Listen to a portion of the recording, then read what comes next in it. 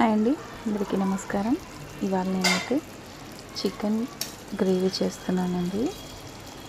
ఈ గ్రేవీ రైస్లోకి కానివ్వండి, చపాతీలకు కానివ్వండి, చాలా అంటే చాలా టేస్టీగా ఉంటుంది.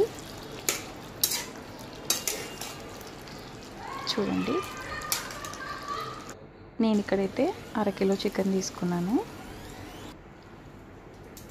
ముందుగా అయితే కడాయి పెట్టుకొని అందులో పచ్చిమిర్చి వేసుకుంటున్నాను.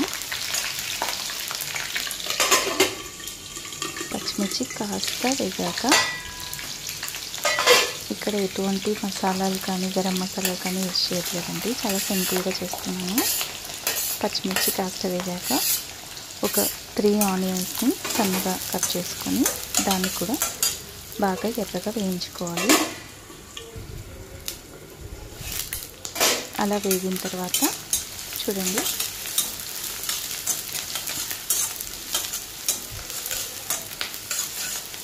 ఆనియన్స్ కూడా చక్కగా వేగిపోయాయి. ఇప్పుడు జింజర్ గార్లిక్ పేస్ట్ వేస్తున్నాను. ఒక 2 టేబుల్ స్పూన్స్ వేసానండి.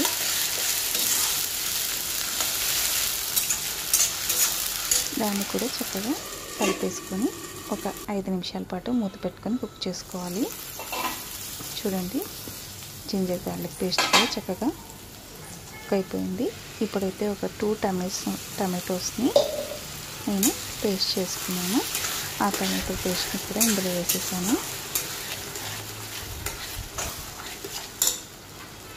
ఇంకొక 5 minutes to 10 minutes ఇది కుక్ చేసుకోవాలి. ఈలోపు అయితే నేను చికెన్ కూడా మ్యారినేట్ చేసేసుకున్నాను.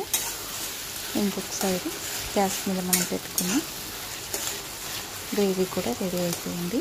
టమాటో కూడా పర్ఫెక్ట్గా కుక్ అయిపోయింది. ఈ స్టేజ్లో ఉన్నప్పుడు ఇంకొక 2 నిమిషాల పాటు వెయిట్ చేసి ఆ తర్వాత చూద్దాం. ఇప్పుడు చూడండి, పర్ఫెక్ట్గా కుక్ అయిపోయింది. ఇప్పుడు మనం మ్యారినేట్ చేసుకుని చికెన్లో నేను ధనియాల పొడి, ఇంకా పసుపు పొడి, ఇంకా కారపొడి వేసుకొని ఒక 1/2 అవర్ పాటు పక్కన పెట్టుకున్నాను.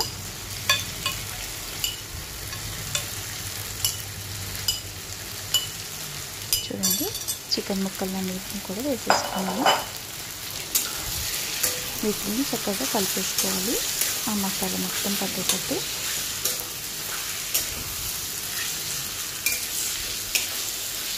ఒక 2 నుంచి 3 నిమిషాలు చక్కగా కలిపేసుకోవాలి.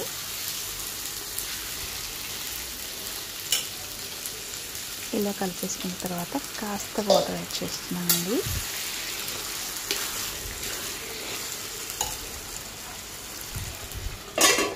ఇప్పుడు కొంచెం ఫుల్లో పెట్టి ఒక 5 నిమిషాల పాటు కుక్ చేశాను. ఆ తర్వాత మనకి కావాల్సినంత వాటర్ ఇప్పుడు వేసేస్తున్నాను. చూడండి, ఇప్పుడైతే ఒక 10 నుంచి 20 నిమిషాల పాటు కుక్ చేసేసుకుంటే అయిపోతుంది. ఇప్పుడైతే నేను ఉప్పు యాడ్ చేసేసుకున్నాను. ఇంకొక 10 నుంచి 20 నిమిషాల పాటు మూత పెట్టుకొని కుక్ చేసుకుందాం. చూడండి, ఇక్కడైతే 20 to 25 minutes పట్టింది నాకు కుక్ అవ్వడానికి. ఇంకొక